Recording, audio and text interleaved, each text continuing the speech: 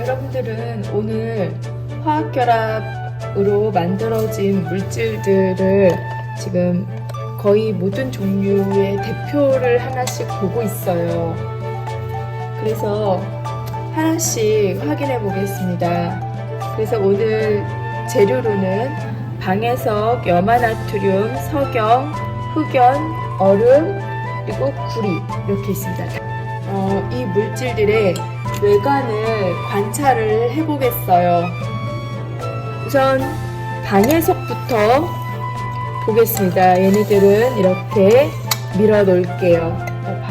이 방해석은 성분이 탄산, 칼슘으로 되어 있다고 합니다. 방해석을 볼게요. 방해석은 이러한 모양으로 생겼어요. 이렇게 여기다 올려놓고 가까이서 볼게요.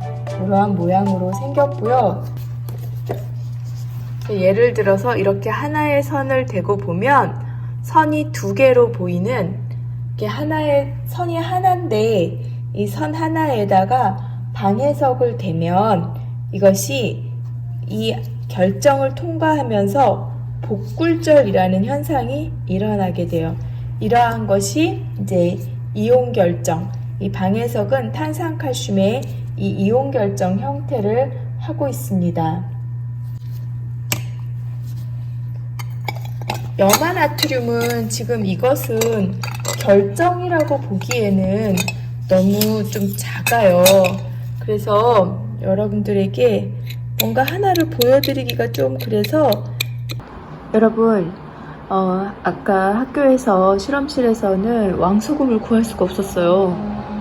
그래서 선생님이 지금 이거는 집이랍니다. 여기 집에서 왕소금을 찾아서 여러분들한테 보여주려고 해요. 이 왕소금은 지금 선생님 손의 크기랑 비교를 하면 엄청 작은 거죠. 근데 여기에서 지금 가장 좀 결정의 형태를 나타내고 있는 것을 좀 찾아보면 요거가 가장 염화나트륨의 결정 형태랑 좀 비슷하다고 볼 수가 있어요. 이 정도 펜의 크기랑 비교를 했을 때 우리 펜의 크기가 이렇게 커 보일 정도로 염화나트륨의 그 결정을 좀 확대해서 보고 있는 것이에요. 염화나트륨 결정은 이온결합 물질의 결정인데요. 상온에서 이렇게 고체 상태입니다. 전기는 당연히 통하지 않아요. 이 상태에서는요. 이 중에서 염화나트륨의 실제 결정 모양과 가장 가까운 것을 선생님이 좀 골라보면 요것이 되겠어요. 정육면체 결정이거든요. 요것이 정육면체 결정이고, 나머지들은 좀 결정이 겹쳐져 있어요. 소금을 그 염전해서 이렇게 만들었을 때 이렇게 결정화가 된 것인데요. 이렇게 눌러보면 좀 이렇게 고체감이 느껴집니다. 이렇게 고체감이 느껴지고요. 아이고, 선생님 손이네요. 선생님이 손으로 이것을 한번 부스러뜨려 볼게요. 이렇게 손에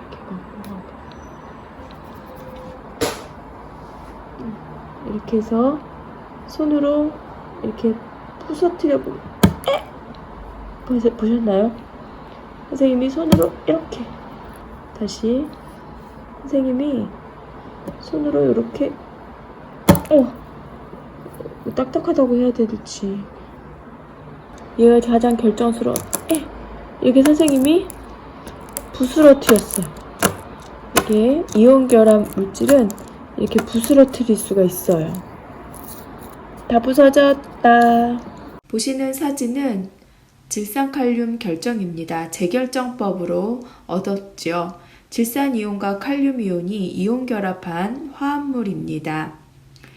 이것을 스마트폰 현미경으로 보면 막대 모양의 그 결정을 볼 수가 있습니다. 결이 훤히 다 보이지요.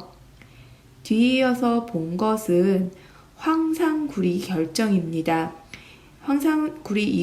황산이온과 구리 이온이 이온 결합한 화합물입니다. 이온결합 물질이지요. 이것은 공유결합 물질입니다.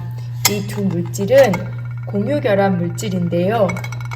우선 흑연부터 볼게요. 흑연은 우리가 익숙한 물질이라서 이 흑연을 이렇게 보시면 여기에 있는 이 고무마개를 뚫고 있는 것이 이 흑연입니다. 흑연은 그 구성 원소가 단일한 탄소라는 것으로 되어 있어요. 흑연이에요. 그리고 요것은 석영인데요. 열어서 소관을 볼게요. 석영은 모스 경독의 7번인 물질이에요. 얘를 이렇게 보시면 선생님이 수정이라고 붙여놨거든요. 이러한 모양을 하고 있어요. 이것을 잘 세공을 하면 아름다운 그 보석으로도 쓰이게 됩니다. 근데 이 수정과 그 구성 원소가 똑같은 것이 바로 유리예요. 그래서 수정은 원자들이 잘 결정이 된 것이고 유리는 결정화가 잘 되지 못한 것입니다. 그래서 유리는 SiO2로 되어 있는데 비결정 물질이에요. 고체 상태이긴 하나 이 수정은 SiO2로 되어 있는데 이것은 결정 상태의 물질입니다. 결정화가 잘 되었어요. 근데 왜 이 석영과 탄소가 같이 나왔냐면요. 둘 다 원자와 원자 사이에 공유 결합으로 이루어진 것이 이 두 물질이에요. 이러한 것을 원자와 원자가 그물 모양으로 결정을 이루었다라고 해서 이것을 원자 결정 또는 공유 결정이라고 부르는 것입니다. 이제 얼음을 볼게요. 이 얼음은 얘를 이렇게 보시면 이것이 얼음입니다. 그런데 이거는 물 분자가 공유 결합으로 이루어진 거거든요. 근데 얘는 굉장히 약해요. 특히 얼음은 압력을 받으면 그 부분이 녹는 성질이 있어요. 보세요. 다시 물기를 닦고 얼음 하나를 꺼내서 선생님이 물기를 깨끗하게 닦아 볼게요. 자, 물기를 깨끗하게 닦았죠. 자, 그런 다음에 여기다 얹어 놓고 얘를 강하게 누르면 그 부분만 녹아요. 여기 이렇게 홈이 파이거든요. 더 세게 누르면 얘를 뭐 할 수도 있냐면 이렇게 부실 수도 있어요. 그래서 이 얼음의 경우에는 물 분자 수소와 산소가 공유 결합을 해서 이루어진 분자 결정인데요. 그것이 그렇게 강하지 않습니다. 왜냐하면 이렇게 하면 계속 녹아서 그 분자 간의 인력을 끊고 이 결정이 자꾸 녹거든요. 그래서 근데 이 수정의 경우에는 내가 이렇게 잡는다 그래서 녹지는 않아요. 근데 얼음은 제가 이렇게 잡으면 녹아요. 그것은 얼음은 물 분자 간의 인력이 약하기 때문이고 수정은 그 입자 간의 인력이 굉장히 강합니다. 이러한 것은 원자 결정, 공유 결정이라고 하고 이것도 원자 결정, 공유 결정이라고 하고 이것은 공유 결합을 하였는데 이런 거는 분자 결정이라고 합니다. 얼음은 아이스인데 웻 아이스죠. 젖었잖아요. 근데 얼음과 비슷하게 이산화탄소 고체는 우리가 뭐라고 하냐면 드라이 아이스라고 해요. 벌써 많이 작아졌어요. 자, 여기 종이가 젖을 수도 있어서 얼음은 저쪽으로 이렇게 밀어 놓을게요. 자, 그리고 이제 세 번째 고체가 있어요. 이 세 번째 고체는요, 구리라고 하는 것입니다. 이 구리는 붉은색인데요. 이것은 금속 결정이에요. 이것은 금속 결정이고 금속 양이온과 자유전자 사이에 결합으로 이루어져 있어요. 광택이 나는데 이 광택은 자유전자가 그 광택을 내게 하는 것입니다. 결합으로 조금 나누어 보신다면 이렇게 결합으로 나누어 볼 수가 있어요. 이쪽은 이온 결합, 이쪽은 공유 결합, 얘는 금속 결합으로 나누어 볼 수가 있고, 이 공유 결합 중에서 얼음과 두 가지로 나누어 볼 수가 있어요. 얘는 분자 결정이고 이것은 공유 결정, 원자 결정이에요. 자, 그렇다면 전기 전도도를 한 번씩 측정을 해볼게요. 전기 전도도는 전기 전도도 측정기가 있죠. 지금 이 플러그를 이렇게 전원을 빼놨는데요. 전원을 꽂고 이렇게 전원을 꽂았습니다. 그래서 이제 전기를 통하게 할 거예요. 우선 하나씩 내려서 해보겠습니다. 자, 방해석부터 볼게요.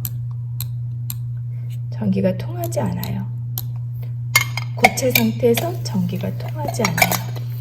염화나트륨 고체 상태에서 좀 뭉쳐 놓아도 전기가 통하지 않아요. 자, 석영 전기가 통하지 않아요. 흑연 흑연은 전기가 통해요. 근데 얘가 잘 닿아야지. 선생님이 얘를 좀 잘 만져볼게요. 이렇게 해서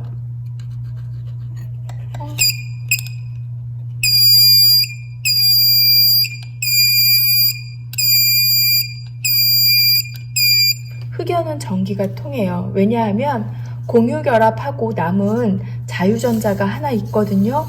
그래서 그 자유전자가 흑연의 판과 판 사이를 돌아다니면서 전기를 통하게 해줘요. 얘는 얼음이에요. 전기가 통하지 않아요. 자, 그 다음에 이제 굴입니다.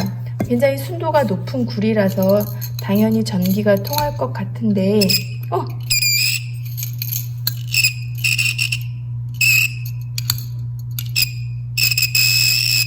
전기가 통해요. 그러면 고체 상태에서 전기가 통했던 건 이 굴이랑 흑연밖에 없죠. 그래서 고체 상태에서 전기가 통하는 물질들이에요. 수용액 상태에서 전기가 통하는 건 이런 것들이 수용액 상태에서 전기가 통하고, 이렇게 화학 결합하는 방법에 따라서 물질의 성질이 달라져요.